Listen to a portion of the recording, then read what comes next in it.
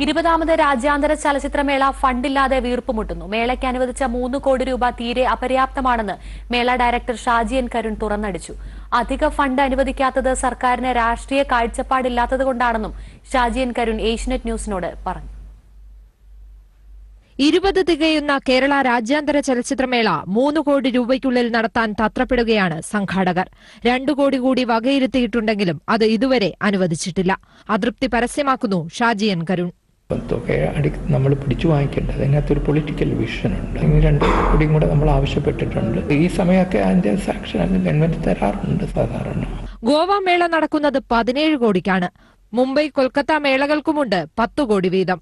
സിനിമയിൽ നിന്ന് വിനോദ നികുതി ഇനത്തിൽ 100 കോടിയോളം രൂപയാണ് സംസ്ഥാനത്തിന് ലഭിക്കുന്നത്. അതിന്റെ ഒരംശമെങ്കിലും ചലച്ചിത്രമേള നടത്തിപ്പിനായി മാറ്റിവെക്കണമെന്ന നിർദ്ദേശമാണ് ഷാജി എൻ കരുൺ മുന്നോട്ട് വയ്ക്കുന്നത്. 7.5 കോടി രൂപ വേണ്ടി വരും. പക്ഷെ ആ 7.5 കോടി രൂപ ഗവൺമെന്റിന്റെ ചെലവായിട്ടല്ല ഞാൻ പറയുന്നത്. ടാക്സ് എന്നുള്ള നിലയ്ക്ക് ഗവൺമെന്റിന് ഒരുപാട് രൂപ കിട്ടുന്നുണ്ട്. ഒരു ശരാശരി മലയാള സിനിമ എടുക്കാൻ 5 കോടി രൂപയെങ്കിലും ചെലവാകും. അപ്പോഴാണ് ലോകത്തിന്റെ നെറുകയിലെത്തിയ കേരള രാജ്യാന്തര ചലച്ചിത്രമേള വെറും 3 കോടിയിൽ വീർപ്പുമുട്ടുന്നത്. ലക്ഷ്മി പത്മ, ഏഷ്യനെറ്റ് ന്യൂസ്, തിരുവനന്തപുരം.